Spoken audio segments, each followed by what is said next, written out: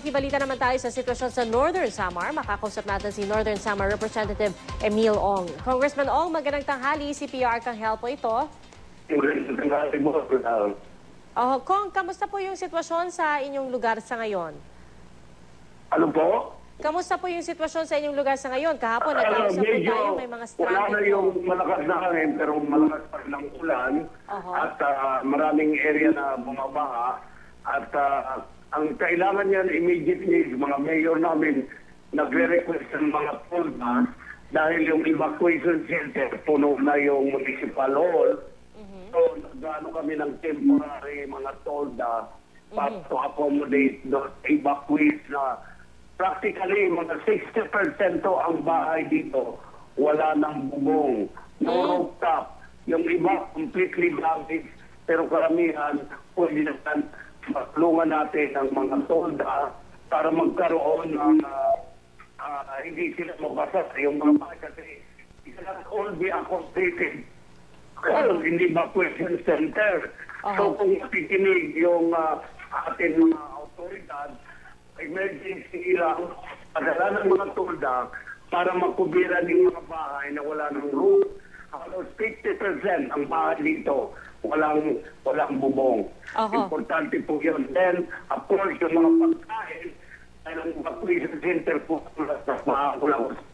nasa po daw team.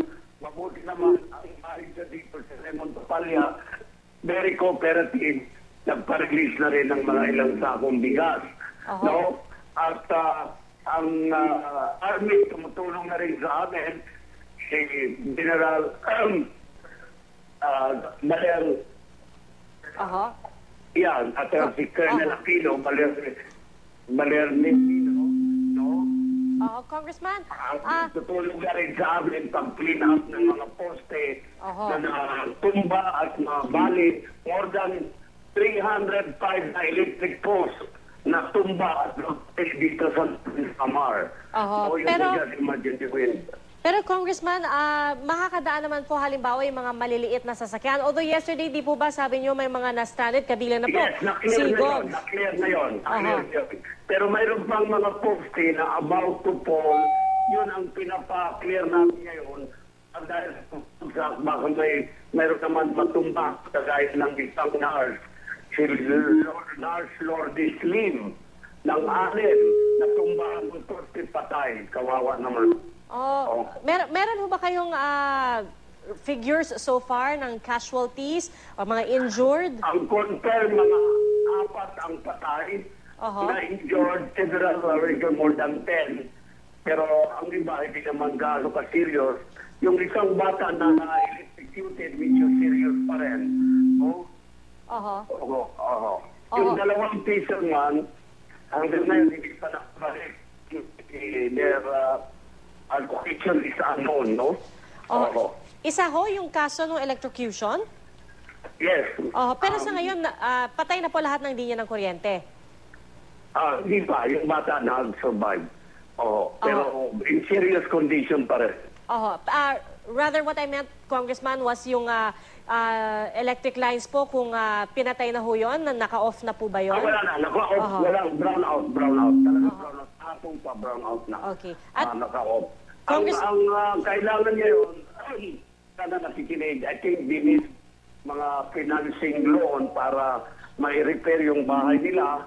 No, sana ang pag-ibig at saka sa mga government bank and extend loan as much as possible, no?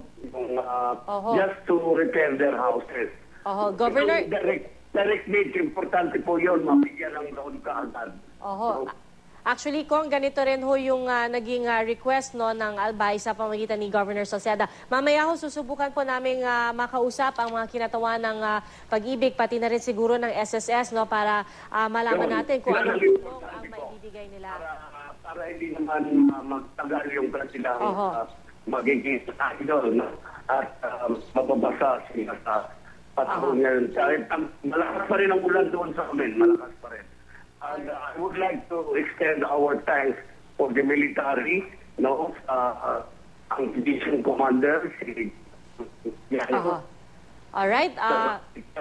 Oho, medyo nagkakaproblema na rin po tayo no, sa ating linya ng telepono. Pero nais po nating pasalamatan si Northern Samar Representative Emil Ong. Maraming salamat po at magandang tanghali po sa inyo.